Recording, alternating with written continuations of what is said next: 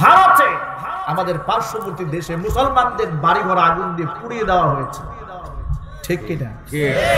মসজিদ ভাঙা হয়েছে, মুসলমানদেরকে পেটানো হয়েছে।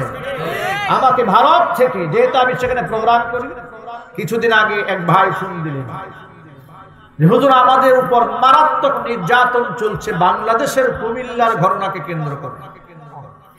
দারুণ কষ্ট পেলাম শুনে। তিনি বললেন যে হুজুর আপনি দেশের মানুষকে বুঝান ধর্মীয় দাঙ্গা যেন সৃষ্টি না করে, কারণ এখানে প্রচুর পরিমাণ মুসলমানদের উপর জুলুম হবে। তাহলে আমি আপনাদেরকে যে মেসেজটা দিতে চাই, ইউটিউব খুলে দেখবেন সংখ্যালঘুদের উপর যেন নির্যাতন না হয়। এদেশের মহাদ্দেশিক বিজ্ঞ শীর্ষস্থানীয় উলামায়ে কেরামের ভূমিকা রয়েছে এই ব্যাপারে। কথা বলেন ঠিক কিনা? কিন্তু আপনারা বলেন মুসলিমরাও নিহত হয়েছে, তাদের ঘরবাড়িও ভাঙচুর হয়েছে, ভারতেও অসংখ্য মুসলমানদের ঘরবাড়ি আগুন দিয়ে পুড়িয়ে দেওয়া হয়েছে। কোন পুরোহিতকে এভাবে স্ট্যাটাস দিতে আমরা দেখিনি, শুনিনি যে মুসলমানদের ঘর বাড়ি ভেঙে ফেলা, ভিন্ন ধর্মাবলম্বীদের মসজিদ ভেঙে মন্দির বানানো, এটা কোনো ধর্মীয় কাজ নয়। এমন কোন বক্তব্য পৃথিবী কোন ধর্মগুরুর মুখ থেকে শুনতে পাওয়া যায়নি।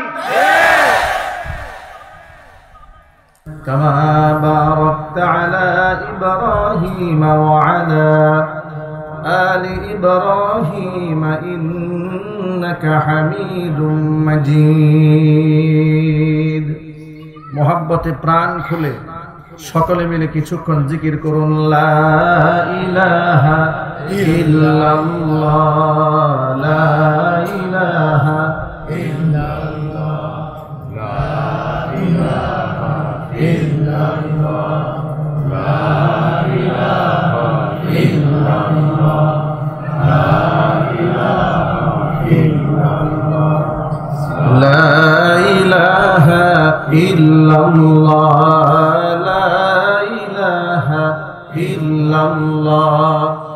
লা ইলাহা ইল্লাল্লাহ, লা ইলাহা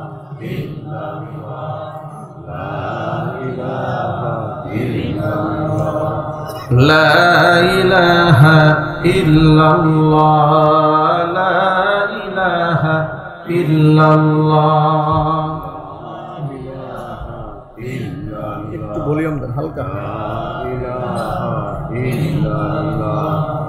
লা ইলাহা ইল্লাল্লাহ, লা ইলাহা ইল্লাল্লাহ, লা ইলাহা ইল্লাল্লাহ, মুহাম্মাদুর রাসূলুল্লাহ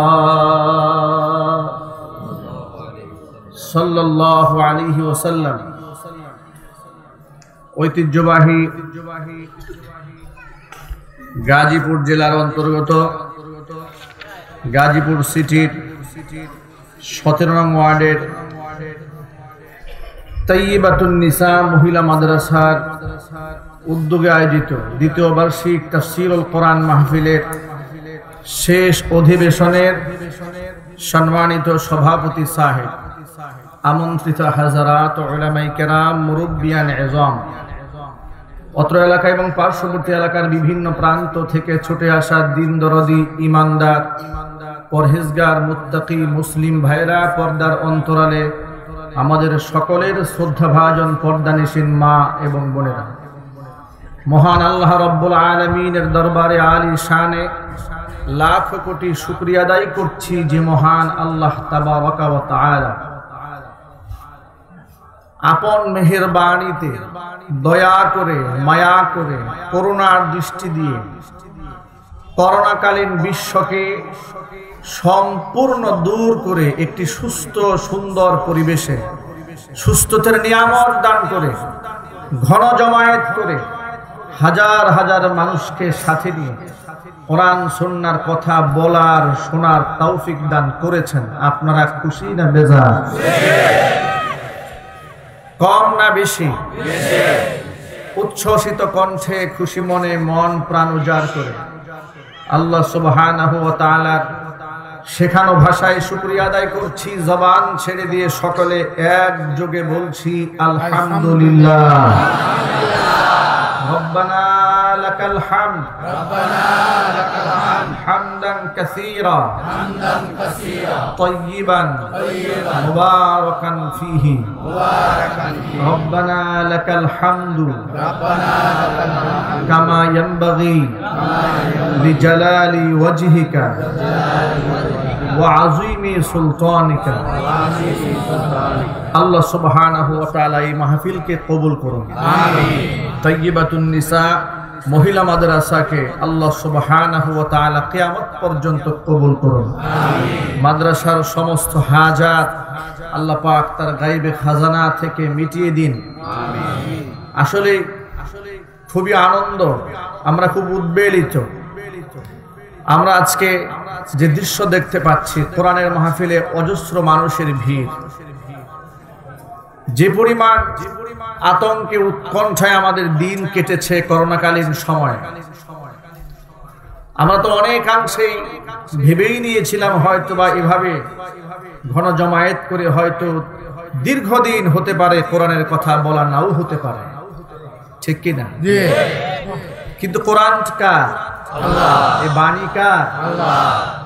আল্লাহ সুবহানাহু ওয়া তাআলা এই বাণীটাকে পৌঁছে দেবেন, এর ধারাবাহিকতা অব্যাহত থাকবে কিয়ামত পর্যন্ত। কোনো বাধা, কোনো বিঘ্নতা, কোনো ষড়যন্ত্র, সেটা বৈশ্বিক হোক আর দুনিয়াবি হোক, কোনো বাধা দিয়েই কোরআনের এই স্রোতকে দমিয়ে রাখা সম্ভব হবে না। আল্লাহ সুবহানাহু ওয়া তাআলা কোরআনের প্রচার কার্যকে আরো আমাদের জন্য সহজ করে দিন। আমিন। সকলেই চিৎকার দিয়ে বলুন আল্লাহুম্মা আমিন। প্রিয় ভাইরা আমার,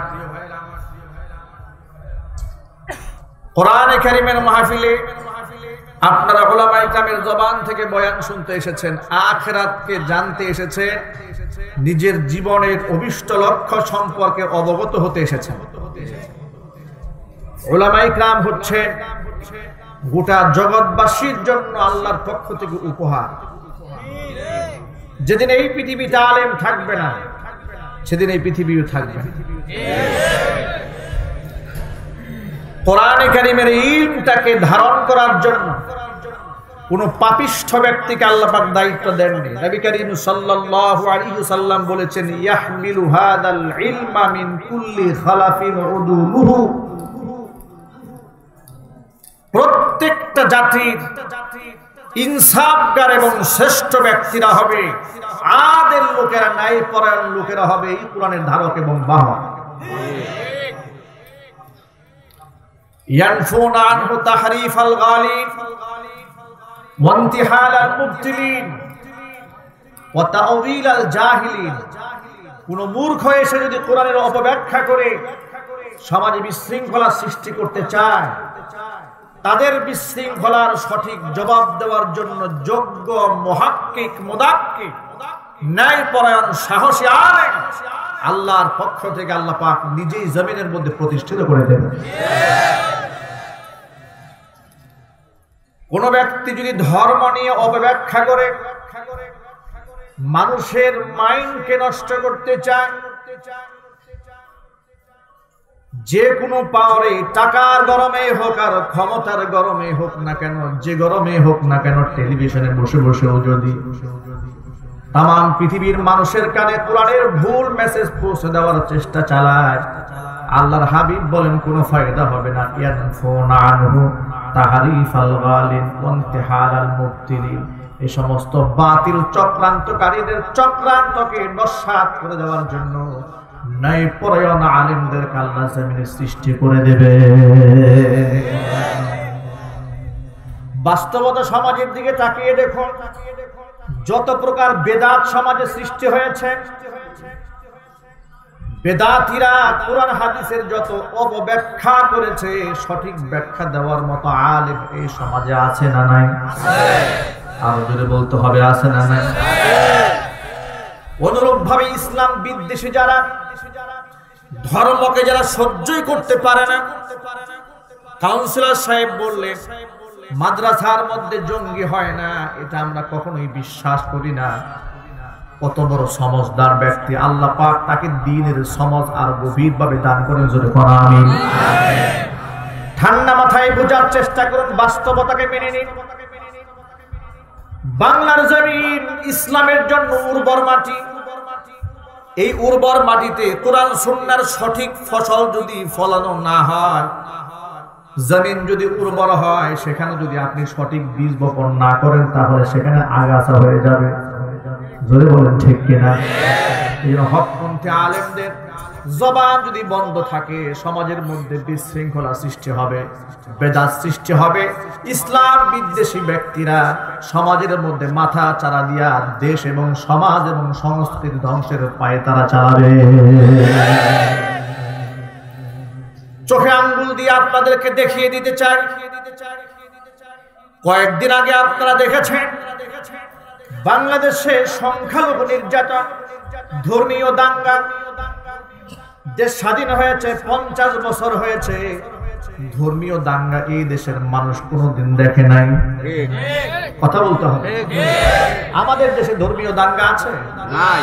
এদেশের আলেমরা কখনো ভিন্ন ধর্মাবলম্বীদের বিরুদ্ধে কথা বলে না, বরং আমি তো সব সময় বলি, এই দেশে সংখ্যালঘুদের উপর সুন্দর আচরণের জন্য সবচেয়ে বেশি ভূমিকা যারা রাখে, সেই সম্প্রদায়ের নাম হচ্ছে উলামায়ে কেরাম।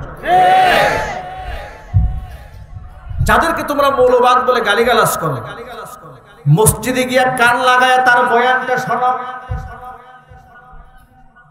বিপদগামী লেবাসধারী কিছু লোক ভিন্ন কথা বলতে পারে, প্রকৃত উলামায়ে কেরাম যারা সঠিক সন্ধানী, যারা সঠিক পথের দিশা দেয়, যারা উস্কানিমূলক বক্তব্য দেবে দূরের কথা, কোরআন থেকে তারা তোমাদেরকে শুনিয়ে দিয়েছে। ওয়ালা তাসুবুল্লাযীনা ইয়াদউনা মিন দুনিল্লাহি ফায়াসুবুল্লাহা আদওয়ান বিগাইরি ইলম। কোরআন মাজিদে আল্লাহ পাক বলেন, আমি আল্লাহকে বাদ দিয়া ওরা যাদেরকে ডাকে, ওই সমস্ত দেব দেবীদেরকে তোমরা গাল বন্ধ করো না। ওদের দেব দেবী ভাঙবে দূরের কথা, দেব দেবীর গায়ে আগুন দেবে দূরের কথা, মূর্তি ভাঙবে দূরের কথা, তাদের সমালোচনা পর্যন্ত তোমরা করবা না, গাল বন্ধ করবা না। তুমি যদি গাল বন্ধ করো, ফায়াসুবুল্লাহা আদওয়ান বিগাইরি ইলমিন, তাহলে ওরা হিংসা এবং অজ্ঞতার জের ধরে শত্রুতা করে তোমার আল্লাহকে গালি দিয়া বসবে। এই শিক্ষা কোথায় আছে? আরো আসতে বলেন আপনারা, এই শিক্ষা কোথায় আছে? আমরা বুক ফুলায় বলি, পৃথিবীর মধ্যে সাম্যের কথা, ইনসাফের কথা, তাওহীদের কথা, মানব সভ্যতার কথা, সাম্প্রদায়িক চেতনার কথা, অসাম্প্রদায়িক চেতনার কথা, সমস্ত মানুষেরা মিলে, হিন্দু, বৌদ্ধ, খ্রিস্টান, মুসলমান, পাহাড়ি সমস্ত শ্রেণীর মানুষরা একসাথে বসবাস করার জন্য পৃথিবীর মধ্যে সবচাইতে শান্তির বার্তা যে কিতাবটি দিয়েছে, সেই কিতাবের নাম হচ্ছে কোরআন মাজিদ। জোরে জোরে বলেন সুবহানাল্লাহ। ভারতে, আমাদের পার্শ্ববর্তী দেশে মুসলমানদের বাড়িঘর আগুন দিয়ে পুড়িয়ে দেওয়া হয়েছে, ঠিক কিনা? মসজিদ ভাঙা হয়েছে, মুসলমানদেরকে পেটানো হয়েছে। আমাকে ভারত থেকে, যেহেতু আমি সেখানে প্রোগ্রাম করি, কিছুদিন আগে এক ভাই ফোন দিলেন যে হুজুর আমাদের উপর মারাত্মক নির্যাতন চলছে বাংলাদেশের কুমিল্লার ঘটনাকে কেন্দ্র করে। দারুণ কষ্ট পেলাম শুনে। তিনি বললেন যে হুজুর আপনি দেশের মানুষকে বুঝান, ধর্মীয় দাঙ্গা যেন সৃষ্টি না করে, কারণ এখানে প্রচুর পরিমাণ মুসলমানদের উপর জুলুম হবে। তাহলে আমি আপনাদেরকে যে মেসেজটা দিতে চাই, ইউটিউব খুলে দেখবেন, সংখ্যালঘুদের উপর যেন নির্যাতন না হয়, এদেশের মুহাক্কিক, বিজ্ঞ, শীর্ষস্থানীয় উলামায়ে কেরামের ভূমিকা রয়েছে এই ব্যাপারে। কথা বলেন ঠিক কিনা? কিন্তু আপনারা বলেন, মুসলিমরাও নিহত হয়েছে, তাদের ঘরবাড়িও ভাঙচুর হয়েছে, ভারতেও অসংখ্য মুসলমানদের ঘরবাড়ি আগুন দিয়ে পুড়িয়ে দেওয়া হয়েছে। কোন পুরোহিতকে এভাবে স্ট্যাটাস দিতে আমরা দেখিনি, শুনিনি যে মুসলমানদের ঘর বাড়ি ভেঙে ফেলা, ভিন্ন ধর্মাবলম্বীদের মসজিদ ভেঙে মন্দির বানানো, এটা কোনো ধর্মীয় কাজ নয়। এমন কোন বক্তব্য পৃথিবী কোন ধর্মগুরুর মুখ থেকে শুনতে পাওয়া যায়নি। এর মানেটা কি? এর মানে হচ্ছে গোটা পৃথিবীর মধ্যে কেউ যদি ইনসাফ এবং সাম্যের কথা বলে, সেই ইনসাফ এবং সাম্যের কথা বলে কোরআন। আল্লাহু আকবার বলতে হবে। যারা কোরআন এবং সুন্নাহ ধারক এবং বাহকদেরকে উস্কানিমূলক বক্তব্য দেয় বলে সমাজের মধ্যে অপপ্রচার চালিয়ে রাস্তাঘাটে আলেমদের বিরুদ্ধে মিছিল করেছে, তোমরা মনে রাখো তোমরা রাষ্ট্রদ্রোহিতা করেছো। চিল্লায় বলতে হবে।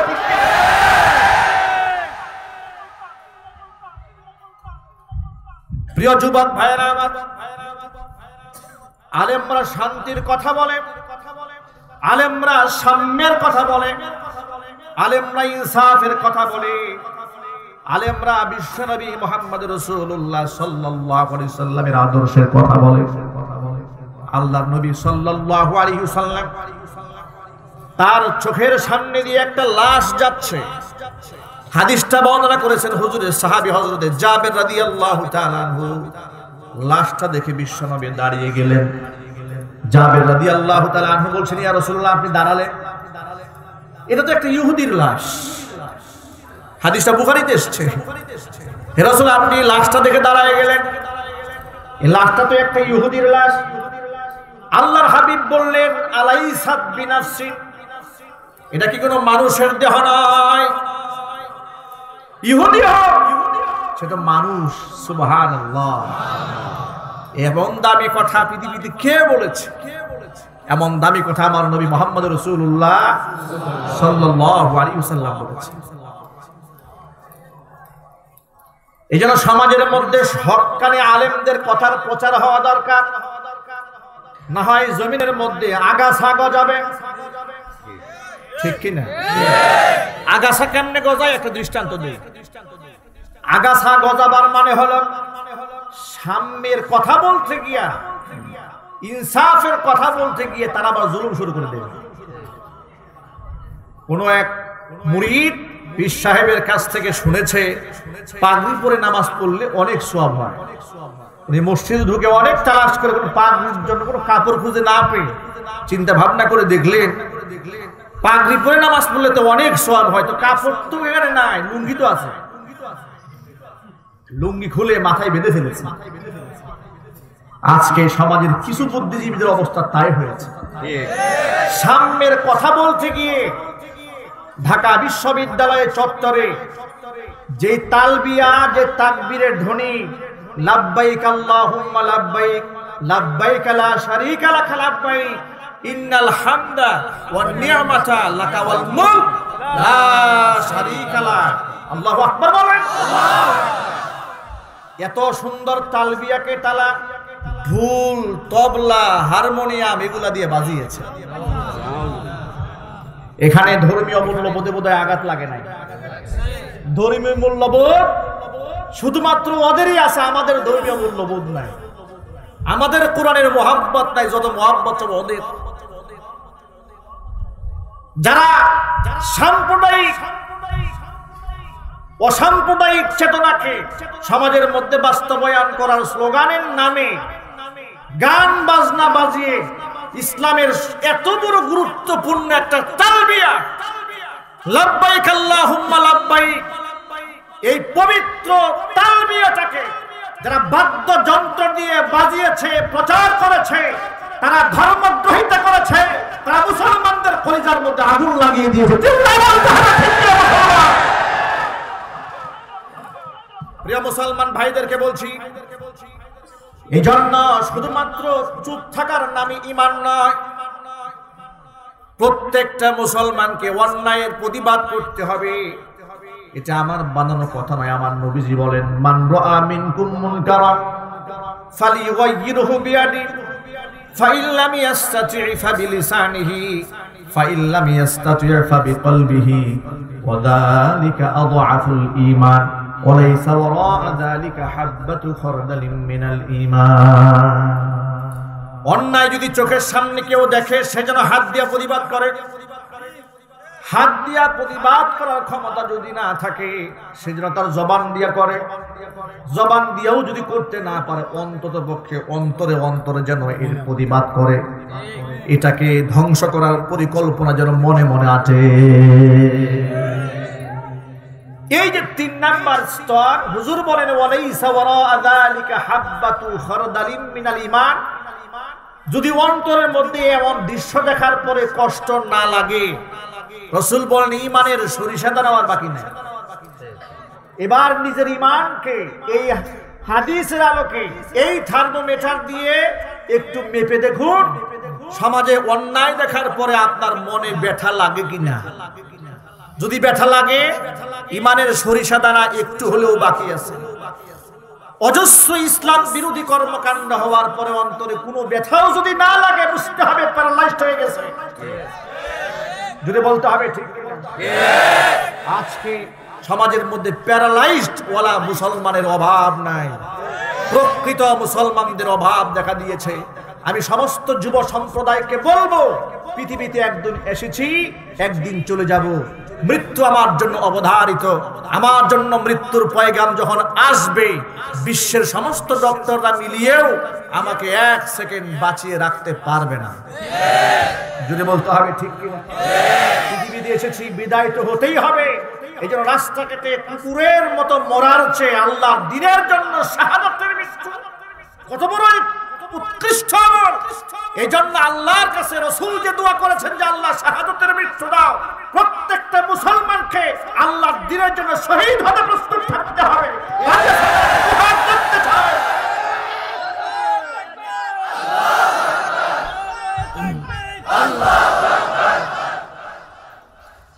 আমি আমার সকল ভাইদেরকে বলছি, ভাইরা ঘাবড়ানোর কোনো কারণ নাই। ইসলাম আল্লাহ, ইসলামের এই বিজয় পতাকা আল্লাহ উড়াবেন, হয়তো আমাকে দিয়ে না হয় অন্য কাউকে দিয়ে। ট্রেন চলে যাবে, এবার আপনি উঠতে পারলেন না সেটা স্টেশন মাস্টারের দায়িত্ব নয়, দায়িত্ব আপনার। ইসলামের গাড়ি চলছে অব্যাহত ভাবে, বিরামহীন ভাবে এটা চলতে থাকবে। এ আলো নিভার নয়, নিভে যাওয়ার নয়। এই আলো তো ফুৎকার দিয়ে নিভে যাওয়ার ষড়যন্ত্র হয়েছে 1500 বছর আগে। পেরেছে না? আবু জাহালরা পেরেছিল? বর্তমানে আবু জেহেলের নাতিপুতিরাও পারবে না। কি বিশ্বাস হয় না আপনাদের? মনের মধ্যে ভয় হয়? আল্লাহর কসম, আবু জেহেল 1500 বছর আগে পারেনি। আবু জেহেলের উত্তরসূরি ওর নাতিপুতিরাও বর্তমান পৃথিবীতে ইসলামের সামান্যতম আলো নেভাতে পারবে না। হয়তো আপনারা বলতে পারেন, তাহলে আমাদের এত কষ্ট কেন? এবার সেই জবাবটা শোনেন। জবাবটা আমি দেব না, জবাবটা আপনাদেরকে কোরআন দিয়ে আমি শোনায় দেই। আল্লাহ সুবহানাহু ওয়া তাআলা সূরা আনকাবুতের মধ্যে বলছেন, মানুষ কি মনে করে এমনি এমনি জান্নাতে চলে যাবে নাকি? ইমানদার বলবে যে আমি পাক্কা ইমানদার, এতটুকুন বলবে, আর আমি তাকে ইমানদার হিসেবে বাছাই করে দেব না, হবে না। আল্লাহ সুবহানাহু ওয়া তাআলা বলছেন, আহাসিবান নাসু আইয়ুতরাকু আইয়াকুলু আমান্না ওয়া হুম লা ইফতানুন। মানুষ কি মনে করেছে? আহাসিবান নাস, এটা কি মানুষের ধারণা নাকি? আইয়াকুলু আমান্না, এরা শুধু বলবে আল্লাহ ঈমান আনলাম, ওয়া হুম লা ইফতানুন, এদেরকে কোনো পরীক্ষা আমি করব না, এটা ধারণা করলো কেমনে এরা? আমি তো পাঠিয়েছি পরীক্ষা দেওয়ার জন্য। ঈমানের মর্তবা যার যত বেশি, পরীক্ষা তার তত কঠিন। ইব্রাহিম আলাইহিস সালাতু ওয়াস সালামকে আল্লাহ যে পরীক্ষা করেছেন, সাধারণ নবীকে আল্লাহ পাক এত কঠিন পরীক্ষা করেন নাই। আবার তামাম বিশ্বের সর্বশ্রেষ্ঠ নবী, নবী কুল শিরোমণি, ইমামুল মুরসালিন, রাহমাতুল লিল আলামিন, খাতামুল আম্বিয়া, নবিয়ুনা মুহাম্মদুর রাসূলুল্লাহ সাল্লাল্লাহু আলাইহি ওয়াসাল্লাম তিনি যত কষ্ট করেছেন দিনের জন্য, যত কঠিন পরীক্ষার সম্মুখীন পৃথিবীতে হয়েছেন, দুনিয়ার কোন নবী এত কঠিন পরীক্ষার সম্মুখীন হন নাই। আল্লাহর হাবিব সাল্লাল্লাহু আলাইহি সাল্লাম বলেন, মক্কার লোকদেরকে দাওয়াত দিলাম, দাওয়াত দেওয়ার পরে কিছু মানুষেরা ঈমান আনলো, কিন্তু অধিকাংশ মানুষ আমার বিরুদ্ধে বিদ্রোহ যখন ঘোষণা করলো, আমাকে নির্যাতন করেছে, মানসিকভাবে শারীরিকভাবে টর্চার করেছে। আমার চাচা একমাত্র ছিল আমার পাহারাদার, আবু তালেব আমার চাচা একমাত্র পাহারাদার। আবু তালেবকে ডেকে এলাকার লোকেরা, বড় বড় লিডাররা বলল, শোনো, তুমি তো তোমার ভাতিজাকে পাহারা দিয়ে রাখো, তোমার ভাতিজাকে একান্তে ডাক দিয়ে একটু সাবধান করে দিও, একটু সাবধান করে বলে দিও এগুলা যেন একটু বন্ধ রাখে। বাপদাদার ধর্মের মুখের মধ্যে যেন চুনকালি না মাখে। যে কালিমার কথা বলে, যে এক আল্লাহর কথা বলে, অন্তত পক্ষে কিছুদিনের জন্য হলেও যেন মিশনটা বন্ধ করে দেয়, তা না হলে পরিণতি বড় ভয়ঙ্কর হবে, তুমি পাহারা দিয়েও রাখতে পারবা না। আল্লাহর নবী সাল্লাল্লাহু আলাইহি সাল্লামকে আবু তালেব একান্ত ডাকলেন, ডেকে বললেন, মুহাম্মদ শোনো, কিছু গুরুত্বপূর্ণ কথা বলতে চাই। হুজুর বললেন, চাচা বলেন, কি বলতে চান? নবীজি সাল্লাল্লাহু আলাইহি সাল্লামকে একান্তে ডেকে চাচা বললেন, মুহাম্মদ, মক্কার সমস্ত লোকেরা এসে, লিডাররা এসে আমার কাছে তোমার ব্যাপারে অভিযোগ করেছে, আমি যেন তোমাকে আর পাহারা দিয়ে না রাখি, আর কিছুদিনের জন্য একটু ক্ষান্ত হয়ে যাও, পরিস্থিতি ভালো না। এ কথা বলার পরে আল্লাহর হাবিব সাল্লাল্লাহু আলাইহি সাল্লাম বুঝতে পারলেন, চাচা আপনি আমাকে বলছেন ক্ষান্ত হয়ে যেতে, আপনি শুনে রাখুন, মক্কার লোকেরা আমার এক হাতে যদি চন্দ্র আর এক হাতের মধ্যে সূর্য ধরিয়ে দেয়, যে মিশন নিয়ে আল্লাহ আমাকে দুনিয়া পাঠিয়ে দিয়েছেন, একটা মুহূর্তের জন্য আমি সেই মিশন থেকে বিরত হব না। আর আপনি হয়তো এরপর থেকে আমাকে আর পাহারাদারি করবেন না। আপনার বক্তব্য শুনে তো আমার তাই মনে হচ্ছে যে এখন থেকে ওরা নির্যাতন করলে আপনি আর বাধা দেবেন না, এই তো আপনার মনোবাঞ্ছনা।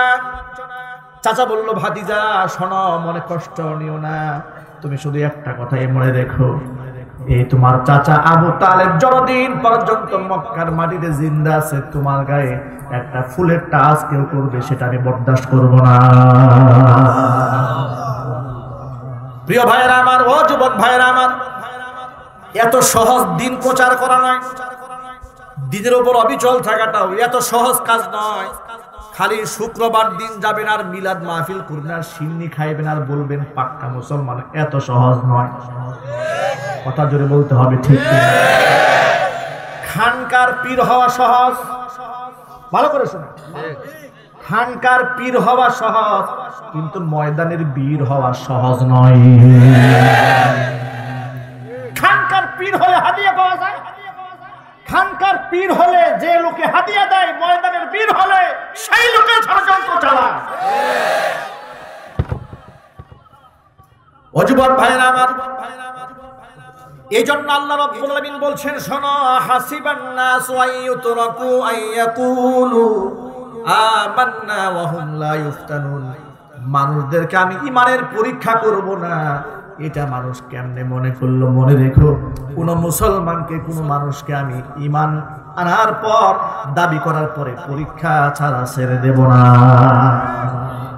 তাকে আমি সন্তান দিয়েছি, এটাও তার জন্য পরীক্ষা। ধন সম্পদ দিলাম, এটাও তার জন্য পরীক্ষা। ক্ষমতা দিলাম, এটা তার জন্য পরীক্ষা। যাকে সন্তান দেই না, এটা তার জন্য আরেকটা পরীক্ষা। যাকে সুন্দর বানিয়েছে, এটা তার জন্য পরীক্ষা।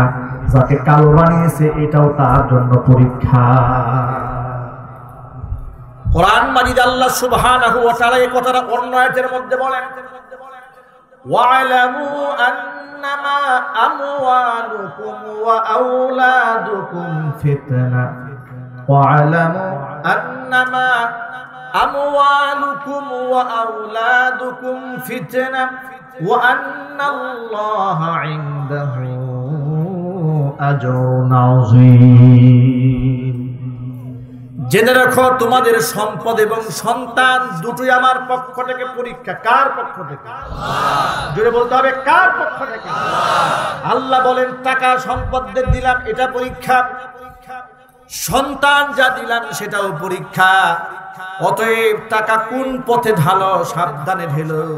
সন্তানদেরকে কোন পথে চালাও, সাবধানে চালাও। সন্তান জন্ম দিলেই বাবা হওয়া যায় না।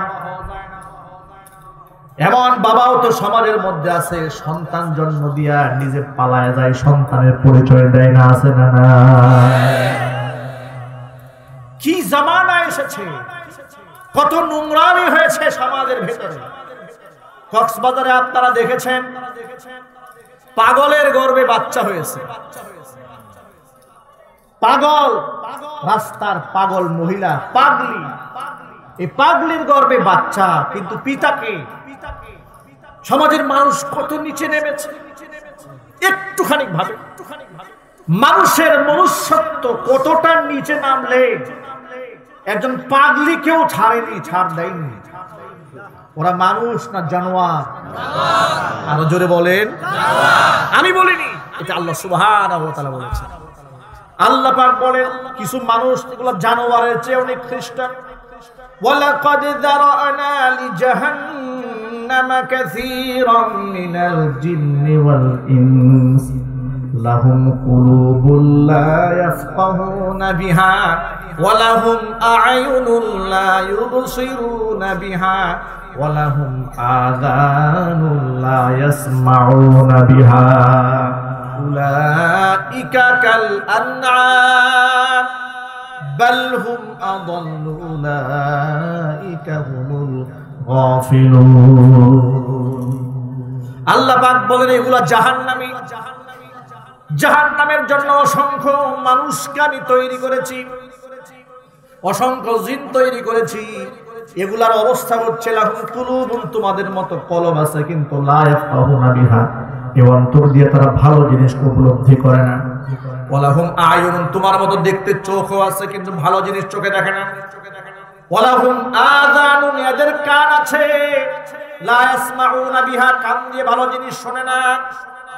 আল্লাহ পাক বলেন এই সমস্ত মানুষ যারা এই জাতের খাসলাত, উলাইকা কাল আনআম, এরা হচ্ছে জানোয়ারের মতো। কে বলছেন জোরে বলেন? জোরে। আল্লাহ পাক বলেন না না, শুধু জানোয়ার না, এরা জানোয়ারের চেয়েও নিকৃষ্ট। বালহুম আদল, কারণ জানোয়ারকে তো আমি বিবেক দেইনি, জানোয়ারের উপর কোরআন নাজিল করি নাই, জানোয়ারের কাছে আমি নবী পাঠাই নাই, জানোয়ারের কাছে আমি আলেম পাঠাই নাই, মাইক দিয়ে ওয়াজ শোনাই নাই। ঠিক কি না বলেন? জানোয়ারগুলা মসজিদের মধ্যে জুমার নামাজে গিয়া জানোয়ারদের বয়ান শুনে হেদায়েত হওয়ার কোন রাস্তা রাখি নাই। কিন্তু আমি তো এই মানুষগুলোর জন্য জুমার নামাজের বয়ান শুনে, আলেমদের কথা শুনে হেদায়েতের রাস্তা করে দিয়েছি। সমাজের মধ্যে অসংখ্য আলেম উপহার দিয়ে সঠিক পথের দিশা দিলাম, কোরআন শরীফ নাজিল করে এদেরকে আমি সঠিক পথের দিশা দিলাম। এরপরেও যারা এমন কাজ করে এরা তো জানোয়ার নয়, এরা জানোয়ারের চেয়েও নিকৃষ্ট। এই পাগলি গর্ভবতী হওয়ার পরে বাচ্চা প্রসব করল, পাগলি মা হয়ে গেলেন, কিন্তু এই বাচ্চার বাবা কে হবে? পত্রিকায় পরে শুনতে পেলাম যে সেখানকার সাবেক এমপি বদি, তিনি এই সন্তানের দায়িত্ব নিয়েছেন, তার পিতার পরিচয় দিয়েছেন যে আমি এই সন্তানের বাবা হলাম। তার ব্যাপারে অনেক কথাই শোনা গিয়েছে, আমরা সে কথা বলতে চাই না, শুধু বলতে চাই তিনি যে একজন অসহায় মানুষের পাশে গিয়ে দাঁড়িয়েছেন, এই জাযা আল্লাহ পাক তাকে দান করেন। আজকে আমাদের সমাজের ভেতরে মানুষেরা এতটা নিচে নেমেছে, এজন্য আমি সকল ভাইদেরকে ছোট্ট করে একটা কথা বলে দিই, কষ্ট হচ্ছে নাকি আপনাদের? সমাজের মধ্যে মানুষ রূপী অসংখ্য পশু আছে না নাই? দেখতে হয়তো আপনার চেয়ে আরো সুশ্রী, দেখতে আপনার চেয়ে অনেক বেশি খুবসুরত, অনেক বেশি সুন্দর, কিন্তু বাহির দৃশ্যটা বাহ্যদৃশ্যটা সুন্দর, ভেতরটা ততটা নোংরা। এ বাস্তবতা আছে না? আমি একটা উদাহরণ দিলে রাত শেষ হয়ে যাবে, এতগুলা কথা বলতে চাই না, এত দিকে আমি এত জায়গায় মলমও দিতে পারবো না। দেশের মানুষ তো হাজারো ঘায়ে জর্জরিত, ঠিক কিনা জোরে বলেন? আমি শুধু আপনাদেরকে ছোট্ট করে টাচ দিতে চাই, যে জাতি সুযোগ পেলে পাগলি কেউ ছাড়ে না, যে জাতি সুযোগ পেলে পাগলি কেউ ছাড়ে না, সেই জাতি আপনার সুন্দরী মেয়েটাকে রাস্তায় পেলে অত্যন্ত সালাম দিয়া মোহাব্বত করে মাথায় তুলে ঘরে পৌঁছায় দেবে নাকি? এই কথাটা কেন বললাম শোনেন। সমাজের মধ্যে আমরা যখন বলি মা বোনদেরকে বোরকা পরান, আল্লাহর হুকুম মান্য করেন, যখন এই কথাটা বলি তখন সমাজের তথাকথিত সুশীলরা কষ্ট পায়। কথা বলে না কেন? তারা কষ্ট পায়। আপনারা শুনেছেন আফগানিস্তানে তালিবান ক্ষমতায় আসার পরে বোরকা বাধ্যতামূলক করল। বোরকা বাধ্যতামূলক করার পরে কিন্তু বাংলাদেশের কিছু সাংবাদিকের ঘুম হারাম হয়ে গেছে। আমার মনে হয়েছে আফগানে বোরকা ফরজ হয় নাই, সাংবাদিকের বউর জন্য কেউ বোরকা ফরজ করছে। বোরকা ফরজ হলো আফগানে, ঘুম ভাঙলো বাংলাদেশের সাংবাদিকের, মাথা নষ্ট হয়ে গেছে। কারণটা চেতনা এত আঘাত লাগে কেন? বোরকা সংস্কৃতি, দাড়ি সংস্কৃতি, ইসলামী খ্রিস্টি কালচার, তাহজিব তামাদ্দুনের কথা বললে এত গাত্র দাহন হয় কেন? যারা গাত্র দাহন হয় বুঝতে হবে ওরা কাফের বেঈমানদের টাকায় লালিত হয়ে মুসলমানদেরকে শেষ করার পর তারা চালাচ্ছে।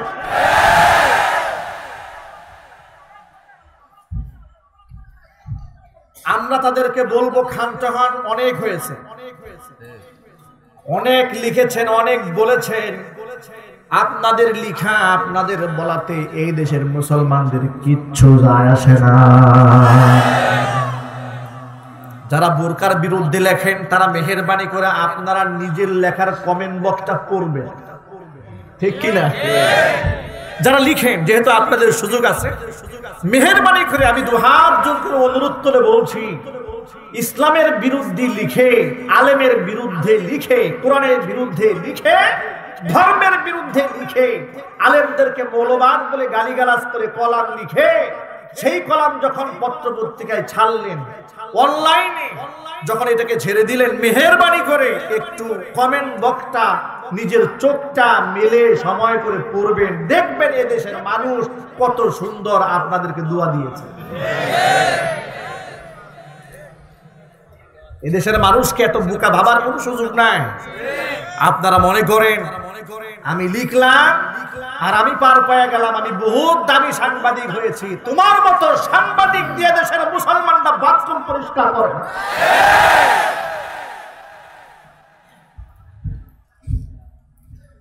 মুসলমানের ঘরে জন্ম হয়েছে, ইসলামের পক্ষে লেখক। তুমি কি জানো না তোমার কোরআন? তুমি তো মুসলমানের সন্তান, এই জন্য বললাম তোমার কোরআন তোমাকে বলে দিয়েছে কিয়ামতের মাঠে তোমার এই হাত তোমার বিরুদ্ধে সাক্ষী হবে। কোরআন মাজিদ আল্লাহ পাক সূরা ইয়াসিনে কি বললেন শোনো। তুমি যে লিখে দিলে আলেমের বিরুদ্ধে একটুখানি শুনে নাও। আল্লাহ পাক বলেন, আল ইয়াউমা নাখতিমু আলা আফওয়াহিহিম ওয়া তুকাল্লিমুনা আইদিহিম وتشهد أرجلهم بما كانوا يكسبون। আজকে তাদের জবানকে আমি বন্ধ করে দেব। কে বন্ধ করবেন জোরে বলেন? আল্লাহ। কথা বলবে তাদের হাত, কথা বলবে তাদের পা। তুকাল্লিমুনা আইদিহিম, ওদের হাত আমি আল্লাহর সাথে কথা বলবে, হাতের জবান খুলে যাবে। ওয়া তাশহাদু আরজুলুহুম বিমা কানু ইয়াকসিবুন, কোন দিকে পা পরিচালিত হয়েছে এই পা মানুষের বিরুদ্ধে সাক্ষী হয়ে দাঁড়াবে। সূরা হামিম আস-সাজদার ভিন্ন আয়াতের মধ্যে আল্লাহ পাক বলেন, শুধুমাত্র হাত পা এগুলাই সাক্ষী দিবে তা নয়, গায়ের চামড়া পর্যন্ত মানুষের বিরুদ্ধে কথা বলতে শুরু করে দেবে। কোরআন মাজিদ আল্লাহ পাক বলেন, ওয়া ক্বালু লিজুলুদিহিম লিমা শাহিদতুম আলাইনা قالوا أنطقنا الله الذي أنطق كل شيء। আল্লাহু আকবার বলেন। চামড়াকে দেখে দেখে লোকেরা বলবে, চামড়া কেন আমাদের বিরুদ্ধে কথা বলো? কারণটা কি? চামড়া বলবে যে আল্লাহ জমিনে তোমাদেরকে কথা বলার ক্ষমতা দিয়েছিল, জমিনে তো আল্লাহ পাক আমাদেরকে কথা বলার সুযোগ দেয় নাই, বলতে পারে নাই। তোমার অপকর্মের সব কথা আল্লাহর সামনে আজকে বলে দিলাম। ভাইরা আমার, আজকে ফেসবুক হাতের কাছে থাকার কারণে দেখবেন সমাজের মধ্যে বিপদগামী মুসলমান আলেমের বিরুদ্ধে ফেসবুকে লেখে, আছে না নাই? কথা বলে না, আছে না নাই? আলেমের বিরুদ্ধে লেখে, সুযোগ পেলেই লেখে, আর লিখলেই মনে করে বিরাট নেতা। তুমি যার বিরুদ্ধে লিখেছ কাছে গিয়ে দেখো তার জুতা টানার যোগ্য তোমার আছে কিনা। তুমি যার বিরুদ্ধে কলম ধরেছ, তোমার মতো সলিমুদ্দিন, কলিমুদ্দিন, বসিরুদ্দিন, তারা বাথরুমের বদলে বাবার যোগ্য তোমার চিল্লায় বসে। তুমি এসছো ফেসবুকে আলেমের বিরুদ্ধে লিখতে, তোমার কানে আরেকটা সত্য মেসেজ দিয়ে যাই, শোনো।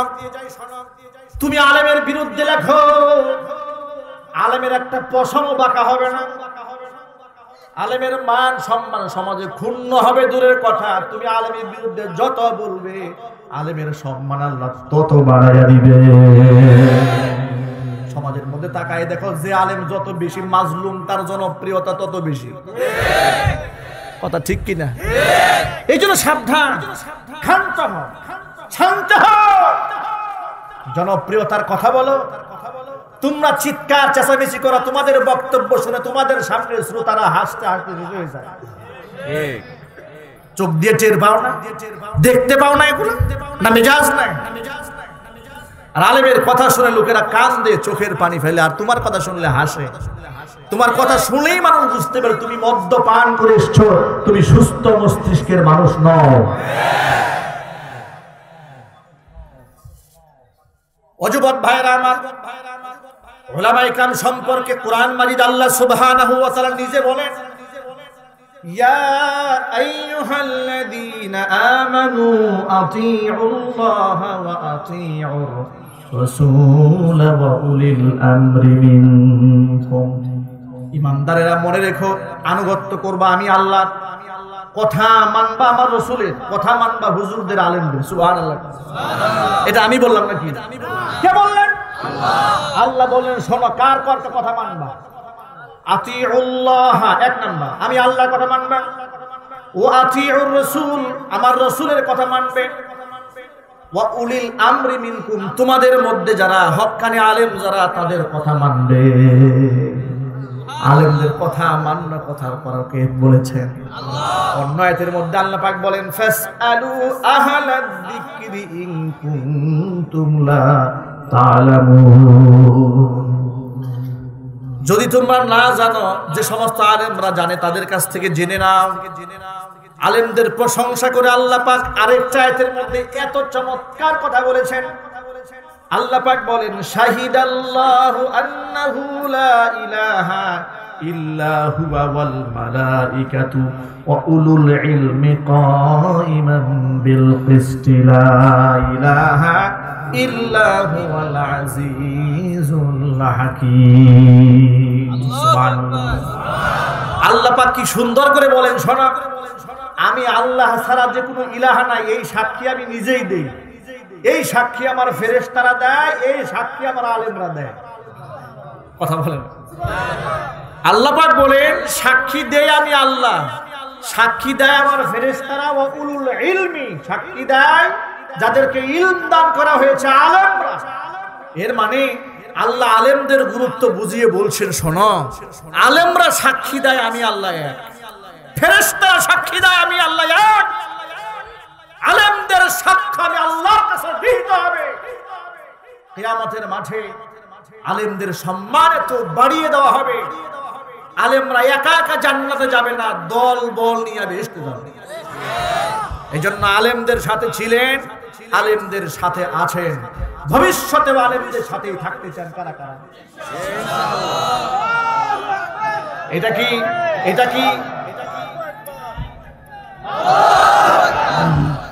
এটা কি শুধু এখানেই দেখালেন, নাকি বাস্তব জীবনেও থাকবে? ইনশাআল্লাহ বলতে হবে না? আল্লাহ কবুল করেন, চিল্লা করে আমিন।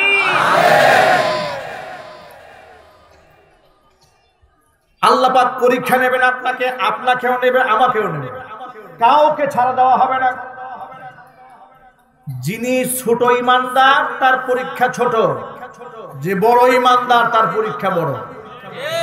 সুবহানাল্লাহ। তার কারণটা শোনেন, আপনারা বলেন তো, আমাদের দেশে এই যে রাস্তাঘাটে অটো চলে, অটো, এই অটো চালাবার জন্য কি পরিমাণ ড্রাইভিং লাইসেন্স লাগে? লক্ষ লক্ষ টাকা খরচ করে ড্রাইভিং লাইসেন্স দিতে হয় নাকি? এরপরে বলে প্রাইভেট কার চালাবার জন্য লাইসেন্সের প্রয়োজন আছে না নাই? আছে। রিক্সা চালাবার জন্য লাগে নাকি? লাগে? লাগে না। এখন যিনি অটো চালান তার যদি অ্যাক্সিডেন্ট হয়, এর মাধ্যমে ছোটখাটো রিক্সা যিনি চালান, যদিও অটোর ব্যাপারে অনেক ধরনের কথা আছে, এ কথা বিশ্লেষণ করতে চাই না।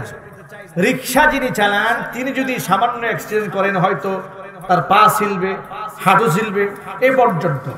কিন্তু প্রাইভেট কারওয়ালা যদি অ্যাক্সিডেন্ট করে তাহলে ক্ষতি হওয়ার সম্ভাবনা আরেকটু বেশি। এখন এতটুকু বোঝার পরে এবার বুঝেন, যিনি পাইলট, বিমান চালান, এখন সেই ড্রাইভার কি পরিমাণ মজবুত হতে হয়। আরো কঠিন পরীক্ষা তাকে দিতে হবে, অনেক শিক্ষিত হতে হয় তাকে, অনেক এক্সপিরিয়েন্স থাকতে হয় তার। কেন? তার ঝুঁকিতে তার অ্যাক্সিডেন্ট হলে সেখানে লাশ পড়বে, শুধু লাশের পর লাশ পড়বে, ঠিক কিনা? এই জন্য যেহেতু ওর দাম বেশি, বেতনও অনেক বেশি, রিস্কও অনেক বেশি, ঝুঁকিও অনেক বেশি, এই জন্য পরীক্ষাটা রিক্সাওয়ালার মতো নাকি প্রাইভেট কারওয়ালার মতো না, তার পরীক্ষা অনেক হার্ড, অনেক কঠিন। এই এক্সাম্পল যদি বুঝে থাকে তাহলে যার গুরুত্ব বেশি, মর্যাদা বেশি, সম্মান বেশি, দুনিয়াতেই তার পরীক্ষা কঠিন বেশি, ঠিক কিনা? এখন যেই ব্যক্তি জান্নাতুল ফিরদাউস পাবে আর যেই ব্যক্তি সাধারণ জান্নাত পাবে, দুইজনের পরীক্ষা সমান হবে? কোনদিন সমান হবে? যেই ব্যক্তি ফেরেশতাদের গুতানি খায় বেহেশতে যাবে, গুরজু খায় বেহেশতে যাবে, আর যে ব্যক্তি বিনা হিসেবে বেহেশতে যাবে, এই দুইজনের মধ্যে পার্থক্য আছে না নাই? আল্লাহ পাক বলছেন, হাসিবান নাস ওয়া ইউতরাকু, এমনি ছাড়বো আমি? তুমি যদি আমার নিকটতম হও, কঠিন পরীক্ষা দেওয়ার জন্য প্রস্তুত হয়ে যাও, যার মর্যাদা বেশি তার পরীক্ষা তত বেশি কঠিন। আল্লাহ নবী সাল্লাল্লাহু আলাইহি ওয়াসাল্লাম এর জন্য বলেন, আসাদুল বালাই আল আম্বিয়া সুম্মাল আমসাল ফাল আমসাল। এই পৃথিবীতে সবচেয়ে বেশি কঠিন পরীক্ষার সম্মুখীন হয়েছেন নবীগণ, এরপরে নবীদের আমলের সাথে যার আমল যত বেশি মিশে যাবে তত বেশি কঠিন পরীক্ষা জমিনে তাকে দিতে হবে। মুনাফিকদের কোনো মার্কা নাই, ঠিক কি না? এগুলা সব জায়গায় চলে। মুযাবযাবিনা বাইনা যালিকা লা ইলাহা ইল্লাল্লাহু ওয়া লা ইলাহা হাউলা, এরা বাতিলদের সাথে গিয়ে কয় আমরা আপনার দলের লোক, ঠিক কি না? আবার হক পন্থী যারা তাদের কাছে গিয়ে বলে আরে আমি তোমাদের দলের লোক। আল্লাহ পাক কোরআন মাজিদে বলেন, এই শ্রেণীর মানুষ যারা, ইন্নাল মুনাফিকিনা ফিদ দারকিল আসফারি মিনান নার, জাহান্নামের অতল গহ্বরে হারিয়ে যাবে। মনে রাখবেন, জীবনে যত বড় ঝুঁকি আসুক না কেন, হকের ব্যাপারে, তাওহীদের ব্যাপারে, কোরআন সুন্নাহর আদর্শিক দৃষ্টিভঙ্গির ব্যাপারে কোনো ছাড় নাই, কোনো ছাড় হবে না। যুবক ভাইরা, আপনাদেরকে আমি আশ্বস্ত করে বলে দিতে চাই, গার্মেন্টসে যারা চাকরি করেন, অনেক ছেলেপেলেরা এখানে আছে, আমাকে ফোন দিয়ে এসেছে যে হুজুর অনেকদিন পর আজকে আপনার মাহফিল শুনতে যাব। দীর্ঘদিন হলো আপনার কণ্ঠ থেকে আমরা বয়ান শুনি না, আমরা বয়ান না শুনতে শুনতে আমরা তো একদম হারিয়ে যাচ্ছি, আমরা শেষ হয়ে যাচ্ছি। অসংখ্য যুবকেরা এখানে এসছে, গার্মেন্টসের শ্রমিক ভাইরা, হৃদয় ভরা ভালোবাসা আপনাদের জন্য। সারাদিন পরিশ্রম করে, কষ্ট করে বিশ্রাম নেওয়ার সময় ছিল, তখন তারা বিশ্রাম না নিয়ে কোরআনের ময়দানে হাজার হাজার মানুষ জমা হয়েছে। আমার দিল থেকে তো দোয়া আসে আপনাদের জন্য, কিয়ামতের মাঠে ইনশাআল্লাহ ইনশাআল্লাহ আপনাদেরকে আল্লাহ পাক কাফেলা তৈরি করে আলেমদের সাথে জান্নাতে পৌঁছায় দেবেন। আল্লাহ কবুল করেন, জোরে বলেন আমিন। আপনাদের জন্য কঠিন কোনো আমল নাই, খুব সহজ আমল, 5 ওয়াক্ত নামাজ। কিয়ামতের আগে মানুষেরা নামাজ নিয়ে অবহেলা করবে। আল্লাহ নবী সাল্লাল্লাহু আলাইহি ওয়াসাল্লাম বললেন, শেষ জামানায়, ফিতনার জামানায় নামাজ নিয়ে অবহেলা হবে। এই কথা বলার পরে হুজুর বললেন, নামাজ নিয়ে ডাকাতি হবে। কি হবে? সাহাবায়ে কেরাম খুব অবাক হয়ে গেলেন। কেন অবাক হলেন শুনেন। নবীর জামানায় নামাজ পড়ে না এমন একজন মুসলমান ছিল না। সুবহানাল্লাহ বলবেন। কারণ নামাজ পড়তে মুসলমান, নামাজ ছাড়তো কাফের। এই ছিল মানদণ্ড হুজুরের জামানায়। মুনাফিক যারা, তারাও জামাতে নামাজ পড়তো। তাহলে সেই জামানায় রাসূল যখন বললেন যে একসময় মুসলমানরা নামাজ নিয়ে ডাকাতি করবে, নামাজ ছেড়ে দেবে, সাহাবায়ে কেরাম খুব অবাক হয়ে গেল। এই কেমন কথা, মুসলমান আবার নামাজ পড়বে না? এখন বর্তমান জামানায় একজন সাহাবীকে যদি আল্লাহ জিন্দা করতেন আর বলতেন বাংলাদেশে যা একটু দেখে আস, কি বলেন আপনারা? সাহাবায়ে কেরামের সেই মনের অবাক বিস্ময়ের প্রশ্ন তাদের হল হয়ে যেত। জোরে বলেন ঠিক কিনা? তারা বাংলাদেশে এসে দেখতেন গরু খাওয়া মুসলমানের অভাব নাই, গরু খাওয়া মুসলমানের অভাব নাই, দাবিতে আশেকে রাসূলের অভাব নাই, সিন্নি খাওয়া আশেকের অভাব নাই, সুবিধার আশেকের অভাব নাই। কিন্তু রাসূলের সাথে বিয়াদবি করেছে, তাদের বিরুদ্ধে অবস্থান নিতে হবে এমন আশেকের অভাব।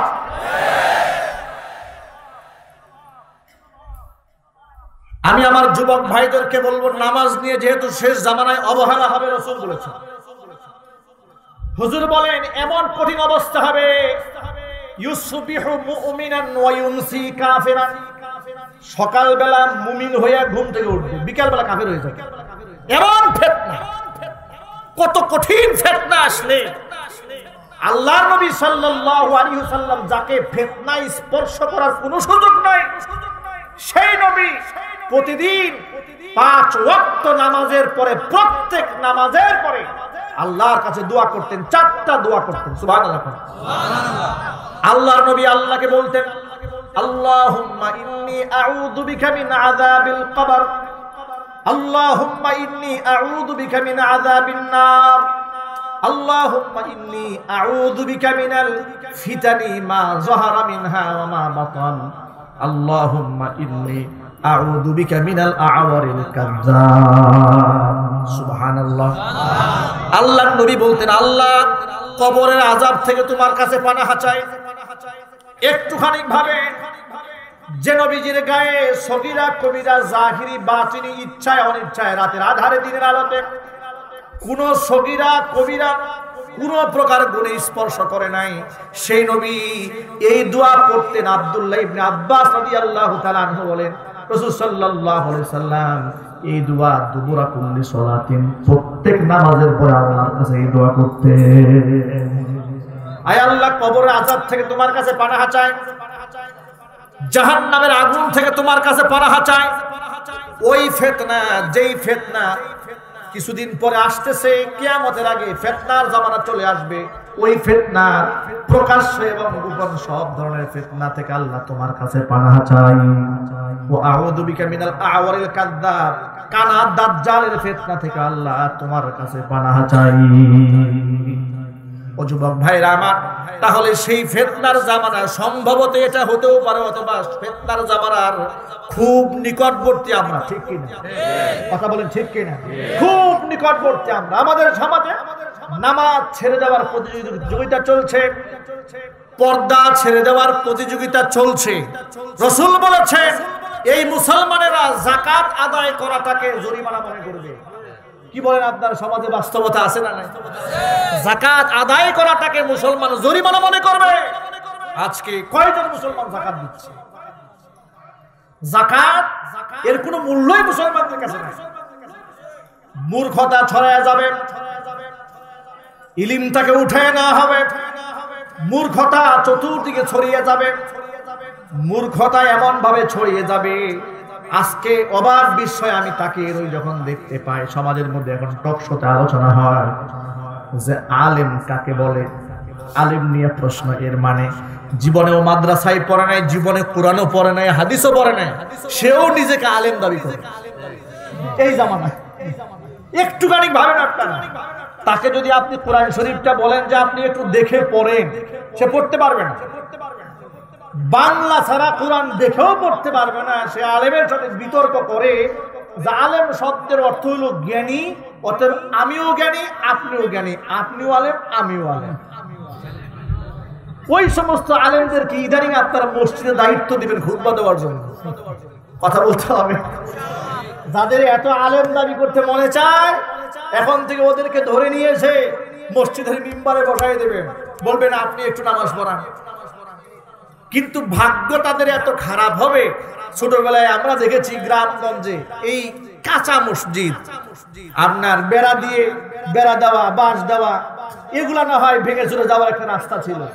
বর্তমান যে টাইলস লাগানো হয়েছে, এখানে পালানোর রাস্তা নাই। কথা জুড়ে বলতে হবে, ঠিক কিনা?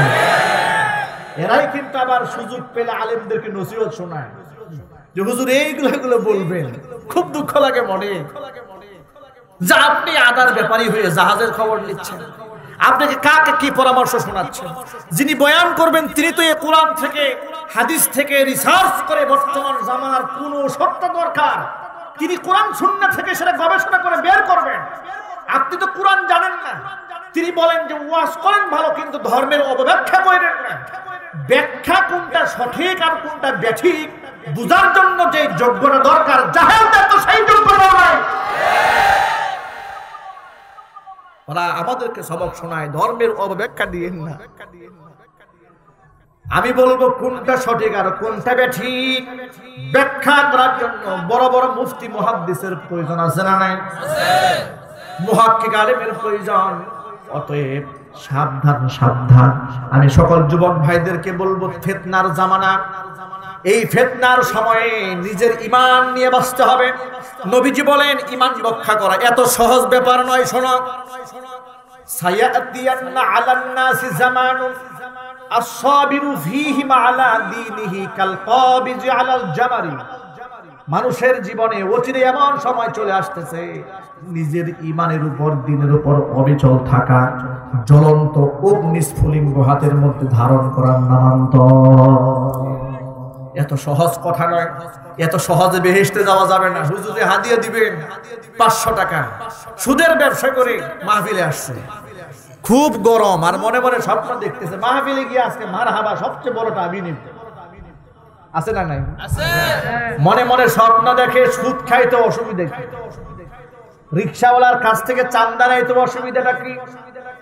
আমি তো মাহফিলে যাব, সবচাইতে বড় মারহাবাটা হুজুর আমারই দেবে, আর আমার 14 গোষ্ঠীকে হুজুর জান্নাতে ঢুকাইয়াই ছাড়বে।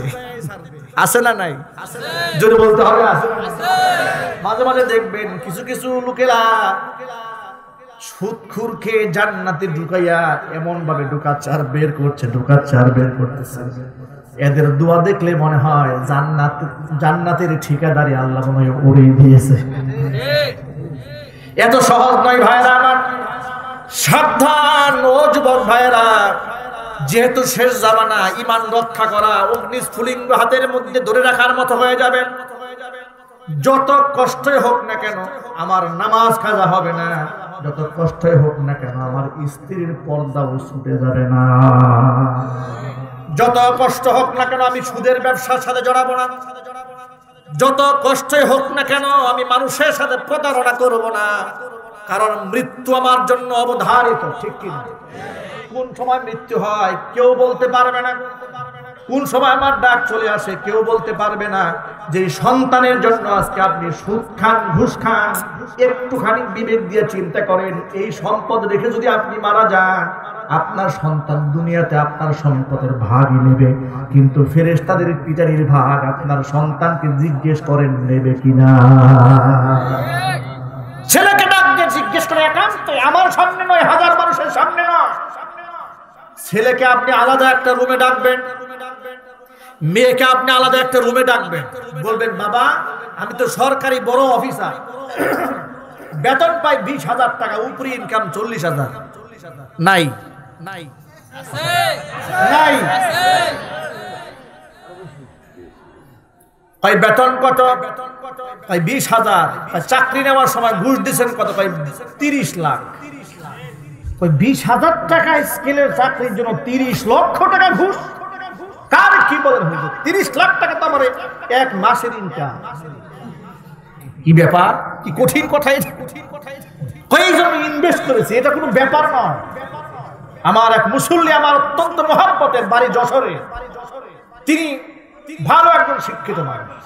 আমার কাছে একদিন এসে খুব দুঃখ প্রকাশ করলেন, হুজুর আমি অনার্স করেছি, মাস্টার্স করেছি, সব বিভাগে ফার্স্ট ক্লাস ফার্স্ট।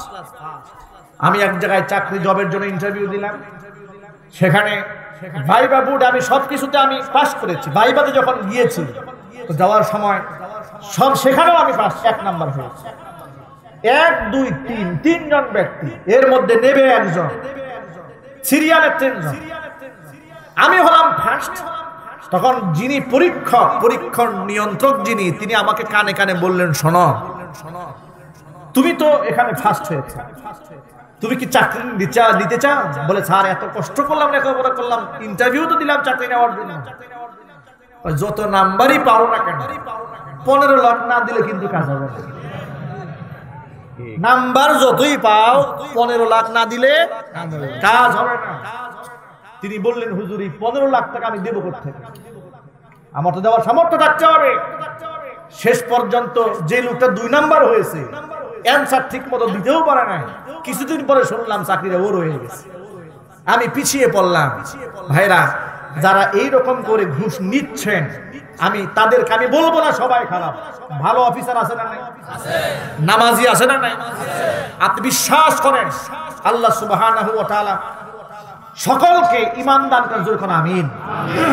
আমাদের গাজীপুরের বর্তমান মেট্রোপলিটনের যিনি পুলিশ আপনার কমিশনার লুৎফুর কবির সাহেব, আমি তার সাথে পার্সোনাল একদিন সাক্ষাৎ করতে গিয়েছিলাম।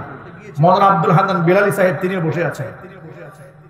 এত নামাজি মানুষ, নামাজি যারা আলাদা জায়গা আছে, আমি তার কাছে সম্ভবত 30 থেকে 40 মিনিট ছিলাম।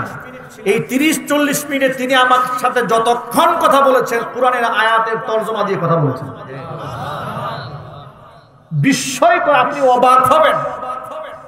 আমি হতবাক হয়ে তাকে জিজ্ঞেস করলাম যে আপনি এই যে বললেন এতগুলো আয়াতের তরজমা, আমি তো হাফেজ কোরআন এবং মুফাসসির তাফসীর করি বিদায় আমার সব আয়াতগুলো চোখের সামনে ভাসতেছে। উনি আয়াতটা বলতে পারে না, কিন্তু তরজমা 100% সঠিক বলে।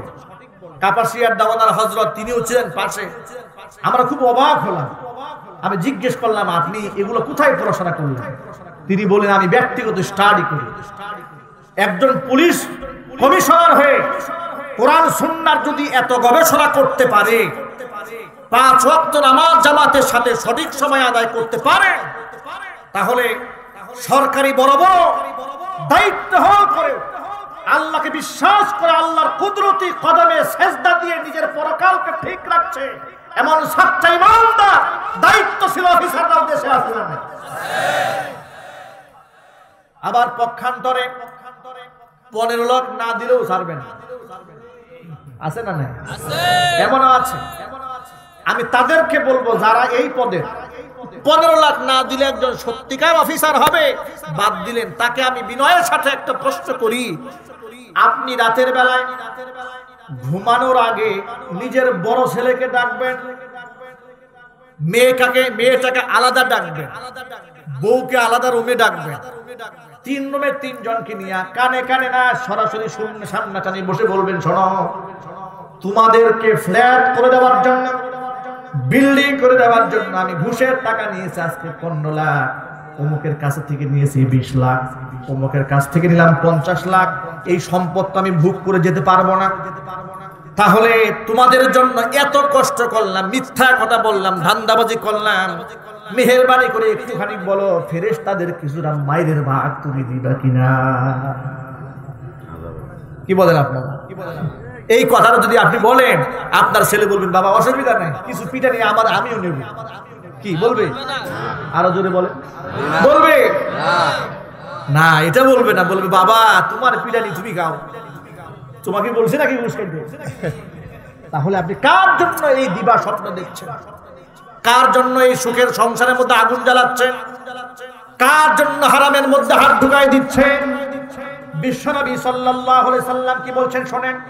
আল্লাহর হাবিব বলেন, মুসাফির ব্যক্তি দোয়া আল্লাহর কাছে কবুল হয়ে যায়, পিতা মাতার দোয়া বাবার দোয়া আল্লাহর কাছে কবুল হয়ে যায়, মাজলুমের দোয়া বাবার দোয়া আল্লাহর কাছে কবুল হয়ে যায়।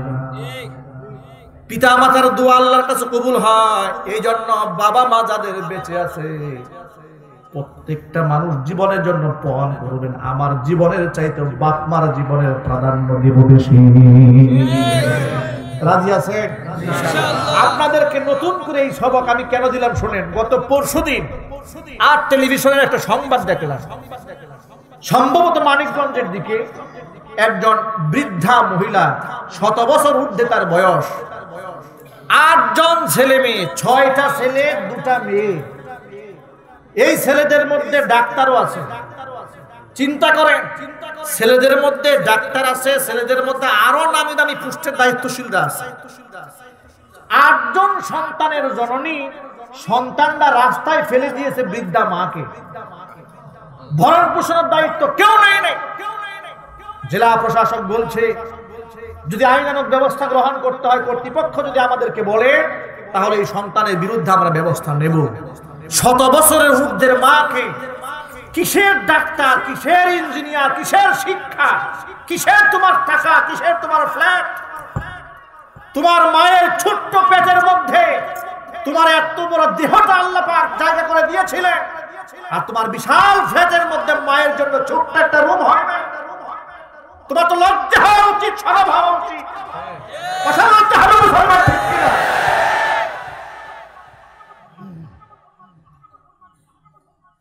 যে মুসলমান কোটি কোটি টাকা ইনকাম করে, কিন্তু সেই ইনকাম মা ভোগ করতে পারে না, বাবা ভোগ করতে পারে না, কিসের টাকা কার জন্য করেন? কুরআনে আল্লাহ পাক বলছেন, ইয়াসআলুনাকা মাযা ইউনফিকুন কুল মা আনফাকতুম মিন খায়রিন ফালিল ওয়ালিদাইনি ওয়াল আকরাবিনা ওয়াল ইয়াতামা ওয়াল মাসাকিনি ওয়াবনিস সাবিল ওয়া মা তাফআলু মিন খায়রিন ফাইন্নাল্লাহা বিহি আলিম। আল্লাহু আকবার। আল্লাহ পাক বলেন, নবীজি, লোকেরা তো জানতে চায় কি খরচ করবে, কোথায় খরচ করবে, আপনি বলেন ফালিল ওয়ালিদাইনি, 1 নাম্বার তোর বাপ-মার পেছনে খরচ কর। সুবহানাল্লাহ। আমার উপার্জিত টাকা সবার আগে কোথায় ব্যয় হবে? সবার আগে পিতামাতার পেছনে ব্যয় হবে। একজন সাহাবী এসে রাসূলের কাছে নালিশ করলেন, হে রাসূল, আমার বাবা আমার সম্পদ আমার পারমিশন ছাড়াই খরচ করে। বাবার বিরুদ্ধে সন্তান এসে হুজুরের কাছে নালিশ করে বলছেন, ইয়া রাসূলুল্লাহ, আমার বাবা আমার সম্পদ আমার টাকা আমার পারমিশন ছাড়াই ভাঙে, কাজটা ঠিক হইল? রাসূল বলেন, বেটা, আনতা ওয়া মালুকা লি আবিকা, শুধু তোর সম্পদ নয়, তুই এবং তোর সম্পদ সবগুলো তোর বাবা। আল্লাহু আকবার বলেন। ভাইরা আমার, হুজুর বলেন, আনতা ওয়া মালুকা লি আবি, তুমি এবং তোমার বাবা দুজনে মিলে এই সম্পদ সহ তোমার বাবা, তোমার বাবা যা ইচ্ছা তাই করবে। সুবহানাল্লাহ। আর সেই বাপমার জায়গা হয় না ফ্ল্যাটে, সেই বাপমার জায়গা হয় না তার ইনকামে। কিসের ইনকাম করেন আপনি? কিসের বড়? এই জন্য যুবক ভাইদেরকে বলবো, বাপমার দোয়া কিন্তু কবুল হয়ে যায়। দুআউল ওয়ালিদাইন, পিতা মাতার দোয়া আল্লাহর কাছে কবুল। নবীজি বলেছেন, কেউ যদি চায় কামাই রুজির মধ্যে ভরপুর বরকত হোক, সে যেন বাপ মার খেদমত করে। রাজি আছেন? জি ইনশাআল্লাহ। রাজি আছেন তো ইনশাআল্লাহ? এই যে সামনে শীত আসছে, শীত, এই শীত আসার পরে সবচেয়ে দামি সুন্দর কম্বল মায়ের জন্য কিনবেন ইনশাআল্লাহ। বলে ইনশাআল্লাহ। সবচেয়ে সুন্দর ল্যাপটা মায়ের জন্য কিনে দিবেন ইনশাআল্লাহ। আমি এই কথাটা কেন বললাম শোনেন, আমি আমার ছোট্ট এই জীবনে আমি বহু দেখেছি, বাবা মা যখন বুড়ো হয়ে গিয়েছে তখন সন্তানেরা বাবা মাকে দামি বিছানায় শোয়ায় না, ভালো একটা চাদর দেয় না। কি বলে জানেন? বলে বুড়া মানুষ তো ওই পানের পিক টিক ফেলে নষ্ট করে ফেলে, এই জন্য ওনাকে সবচেয়ে রিজেক্ট কম্বল, রিজেক্ট তেনা ওনার ঘরে থাকে। দেখবেন বৃদ্ধা মা বৃদ্ধ বাবা, তাদের ঘরে অনেক সময় দুর্গন্ধে ঢুকাও যায় না, ঠিক কিনা? আমি নাম বলবো না, এই গাজীপুরের বহুত বড় লোকের বাসায় আমি গিয়েছি, বাংলাদেশের বহুত বড় লোকের বাসায় যাওয়ার সুযোগ আমার হয়েছে। আমি তাদের বাবা মার রুমে ঢুকে উপলব্ধি করতে পেরেছি সে বড়লোক হতে পেরেছে, কিন্তু মানুষ হতে পারে না। নিজের বেডরুমে ঢুকলে সুঘ্রাণে খুশবু বের হচ্ছে তার বিছানা থেকে, তার চাদর থেকে। মায়ের রুমে ঢুকা যায় না দুর্গন্ধে, বাবার রুমে ঢোকা যায় না দুর্গন্ধে। এই রুমটা পরিষ্কার নাই, এই রুমটা ঝাড়ু নাই, এই রুমের দেখাশোনা করার লোক নাই। এই অবহেলা বাপ মাদের কে করছে সেই মুসলমান, যে মুসলমানকে আল্লাহ বলেছেন বেটা আমি আল্লাহর পরে তোর সবচেয়ে বড় দায়িত্ব হচ্ছে বাবা মার সেবা করা।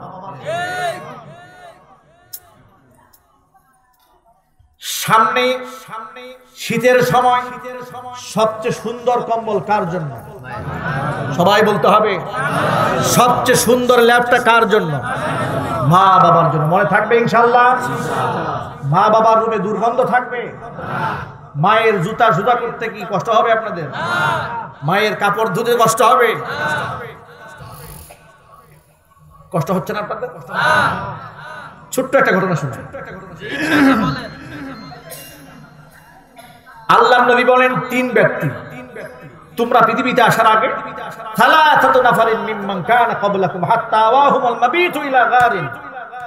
তিন ব্যক্তি দূরে যাচ্ছিল সফরে। অনেক লম্বা ঘটনা, একটা কথা বলে শেষ করব।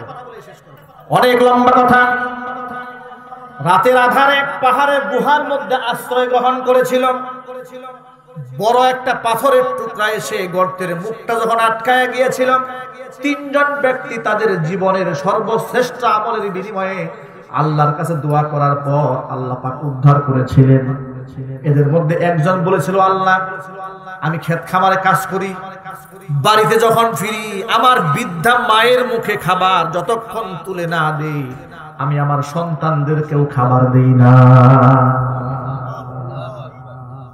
একদিন আমি বাড়ি ফিরলাম, গিয়ে দেখি আমার বৃদ্ধা মা ক্ষুধার যন্ত্রণায় কাঁদতে কাঁদতে ঘুমায় গেছে, কিন্তু আমার সন্তানটা ঘুমায় না।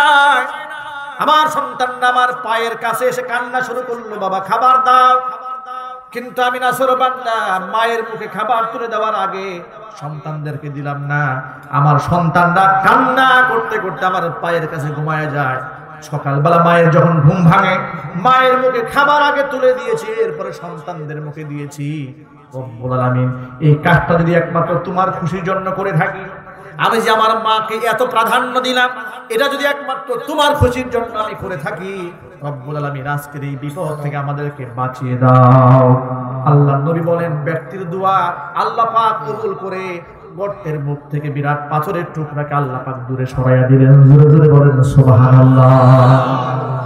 আমি শুধু আপনাদেরকে এই ঘটনা থেকে ছোট্ট মেসেজটা দিতে চেয়েছি, বাবা মার সেবা করলে, বাবা মার খেদমত করলে শুধু পরকালে জান্নাত পাবেন, আমরা পরকালে বিনিময়ে পাবো তা নয়, এই পৃথিবীর মধ্যে আল্লাহ পাক আমাদের সম্মান দেবেন। আর দুনিয়াতে যদি আমরা বিপদের সম্মুখীন হয়ে যাই, আল্লাহ পিতা মাতার সেবার ওসিলায় দুনিয়ার বিপদ থেকে আল্লাহ পাক বাঁচিয়ে দেবে। এই জন্য সামনে রমজানুল মুবারক, সামনে শীত আসতেছে। এই শীতের সময় সবচেয়ে দামি সুন্দর কম্বলটা কার জন্য বরাদ্দ? জোরে বলতে হবে। বিদেশ থেকে ছেলেরা কম্বল পাঠায়। এখন এই ফর্মুলাটা কিছুটা কমেছে, কারণ এখন তো চায়না কম্বল মার্কেটে অ্যাভেলেবেল পাওয়া যায়, এখন কমে গেছে এটা। আমি ছোটবেলায় দেখেছি বিদেশ থেকে কম্বল, এটা কম্বলসারি, কম্বলটা থাকতোই। কম্বলে গায়ে লেখা থাকে এটা শ্বশুরের কম্বল, এটা শাশুড়ির জন্য, এটা খালা শাশুড়ি, এটা বউ, এটা সন্তান, এটা মেয়ে, এটা ছেলে। কিন্তু বাবা মার নামে বরাদ্দ খুব কমে থাকতো, ঠিক কিনা? এর অর্থ এই নয় যে তাহলে কি শ্বশুর শাশুড়ি সম্মানের পাত্র নয়? অবশ্যই সম্মানের পাত্র। শ্বশুর শাশুড়ি নিশ্চয়ই আপনার কাছে মহা সম্মানিত, কিন্তু মনে রাখবেন পিতামাতার সাথে কম্পেয়ার করলে, আপনার পিতামাতার সাথে যদি আপনি তুলনা করেন, তাহলে সম্মানের দিক থেকে শত সহস্র গুণ সম্মান আপনার বাবা মার জন্য আল্লাহ নির্ধারণ করে দিয়েছেন, ঠিক কি? অতএব ব্যালেন্স করতে হবে। আল্লাহ পাক আমাদের বুঝা আমল করার তৌফিক দান করেন। শ্রমিক ভাইরা কথাগুলো মনে থাকবে ইনশাআল্লাহ। আল্লাহ আমাকে সহ আমার সকল ভাইদেরকে এই কথাগুলোর উপর আমল করার তৌফিক দান করেন। এক নাম্বার। দুই নাম্বার হলো মুসাফিরের দোয়া আল্লাহর কাছে কবুল হয়। মুসাফিরের দোয়া আল্লাহর কাছে কবুল হয়ে যায়। আরেকটা হচ্ছে মাজলুমের দোয়া আল্লাহর কাছে কবুল হয়ে যায়।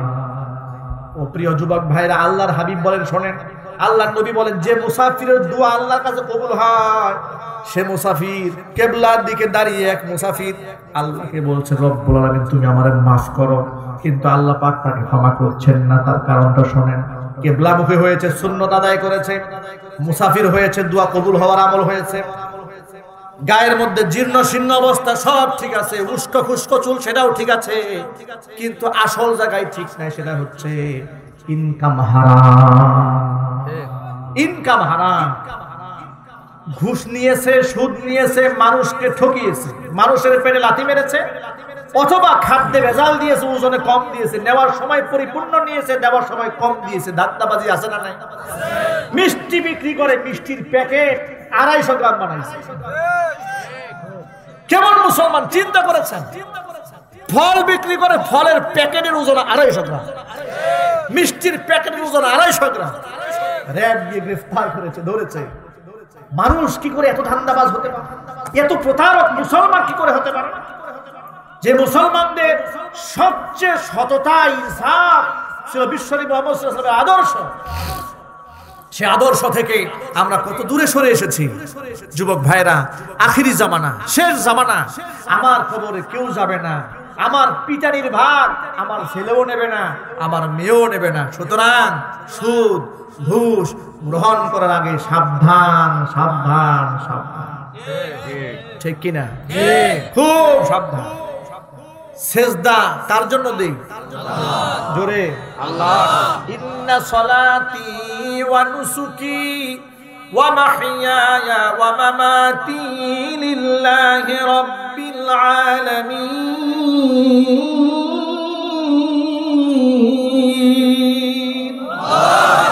নিশ্চয় আমার নামাজ, নিশ্চয় আমার কুরবানি, আমার জীবন, আমার মৃত্যু সব আল্লাহর জন্য।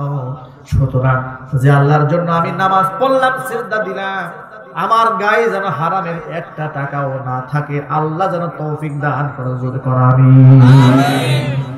সুদের ব্যবসায় জড়িত হব? জোরে বলতে হবে। মানুষকে ধোঁকা দেব? ফলের প্যাকেট 250 গ্রাম বানাবো? না, এগুলো করা যাবে না। আল্লাহ তুমি আমাদেরকে মাফ করো। আল্লাহ তুমি আমার যুবক ভাইদেরকে ক্ষমা করো। আল্লাহ তুমি আমাদেরকে ক্ষমা করো। আল্লাহ সব ধরনের ফিতনা থেকে আমাদেরকে বেঁচে থাকার তৌফিক দান করো। আমার মা বোনদেরকে আল্লাহ পাক পর্দানিশীন বানান, জোরে কোন আমিন। যত ভাইরা এসছেন, ওয়াজ নসিহত বাড়িতেও নিয়ে যেতে হবে।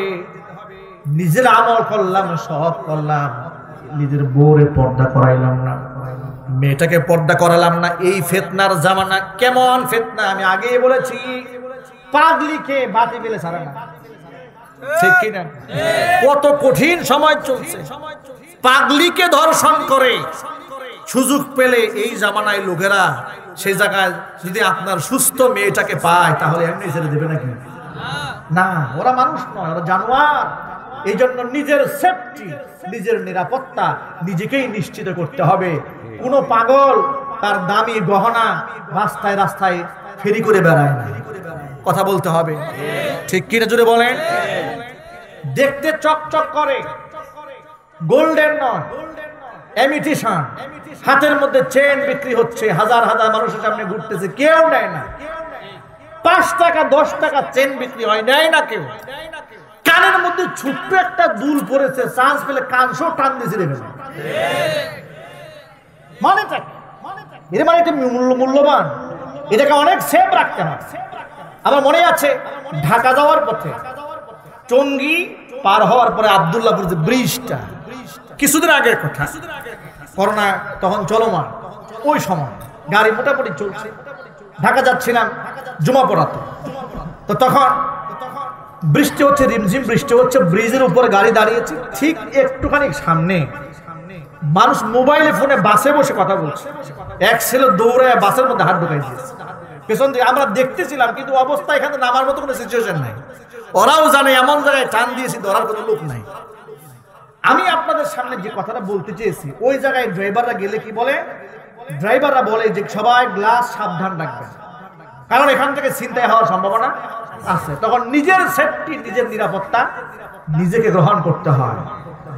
কক্সবাজারে পাগলি গর্বিত হয়ে, গর্ভবতী হয়ে বাচ্চা প্রসব করার মাধ্যমে গোটা জাতিকে একটা মেসেজ দিয়েছে যে এই সমাজে মানুষ রূপ ধারণকারী এমন জানোয়ারেরা আছে, পাগলদেরকেও ধর্ষণ করতে ছাড়ে না। অতএব হে সুস্থ নারীরা, আল্লাহর কোরআন যে তোমাদেরকে যে বিধান দিয়েছে তার বাহিরে গেলে তোমাদেরকে ধর্ষিত হতে হবে, অপমানিত হতে হবে,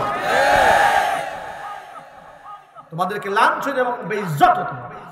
সুতরাং তথাকথিত বুদ্ধিজীবী, তথাকথিত সুশীলদের কথায় নিজের কলিজার টুকরা কন্যা সন্তানকে পর্দাহীন ভাবে রাস্তায় বের হতে দেব না। রাজি আছে ইনশাআল্লাহ? জোরে বলতে হবে, রাজি আছে ইনশাআল্লাহ? আমি আমার মেয়েকে, আমার স্ত্রীকে, আমার মাকে পর্দাহীন ভাবে রাস্তা ঘর থেকে বের হতে দেব না। রাজি আছেন কারা কারা? ইনশাআল্লাহ। আল্লাহ কবুল করেন। জোর করে আমিন। আরো চিল্লায় বলেন আমিন। হাত নামান।